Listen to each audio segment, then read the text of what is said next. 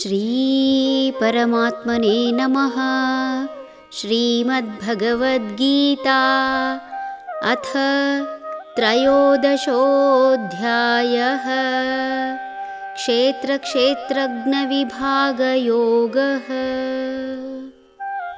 ತತ್ಕ್ಷೇತ್ರಂ ಯಚ್ಚ ಯಾದೃಕ್ಚ ಯದ್ವಿಕಾರಿ ಯತಶ್ಚ ಯತ್ ಸ ಚ ಯೋ ಯತ್ ಪ್ರಭಾವಶ್ಚ ತತ್ಸಮಾಸೇನ ಮೇ ಶೃಣು. ಕ್ಷೇತ್ರವೆಂದರೆ ಯಾವುದು? ಅದರ ಸ್ವರೂಪವೇನು? ಅದಕ್ಕೆ ಯಾವ ವಿಕಾರಗಳಿರುತ್ತವೆ? ಅದು ಬಂದಿರುವುದೆಲ್ಲಿಂದ? ಆ ಕ್ಷೇತ್ರಜ್ಞನು ಯಾರು? ಅವನ ಪ್ರಭಾವಗಳೇನು? ಎಂಬುದನ್ನೆಲ್ಲ ಸಂಕ್ಷೇಪವಾಗಿ ಕೇಳು. ಕ್ಷೇತ್ರಜ್ಞನೇ ತಾನು ಎಂದ ಭಗವಂತ ಬಹು ವಿಸ್ತಾರವಾದ ಕ್ಷೇತ್ರದ ಪರಿಚಯ ಮಾಡಿಸಲು ಮುಂದಡಿ ಇಡುತ್ತಿದ್ದಾನೆ. ಮೇಲ್ನೋಟಕ್ಕೆ ಬಹಳ ಸುಲಭವಾಗಿ ಕ್ಷೇತ್ರದ ಪರಿಚಯ ಮಾಡಿಕೊಳ್ಳಬಹುದು ಅನ್ನಿಸಿದರೂ ಅದಷ್ಟು ಸುಲಭವಲ್ಲ.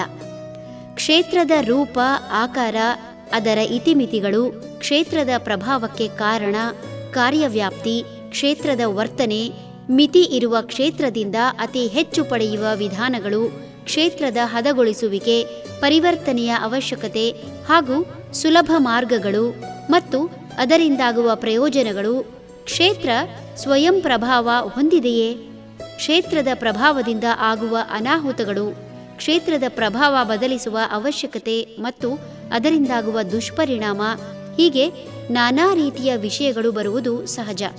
ಪ್ರತಿಯೊಂದು ಕ್ಷೇತ್ರವೂ ಸ್ವತಂತ್ರವೇ ಅಥವಾ ಪರತಂತ್ರವೇ? ಸ್ವತಂತ್ರವಾದರೆ ಈ ಎಲ್ಲ ದೇಹವು ತಾನೆಣಿಸಿದಂತೆ ಅಥವಾ ಪಟ್ಟ ಶ್ರಮಕ್ಕೆ ತಕ್ಕಂತೆ ಯಾಕೆ ಅಭಿವೃದ್ಧಿ ಹೊಂದಲಾರದು? ಪರತಂತ್ರವಾದರೆ ಇದರ ನಿರ್ವಾಹಕನಾರು? ಅವನ ಪ್ರಭಾವ ಹಾಗೂ ವ್ಯಾಪ್ತಿಗಳೇನು?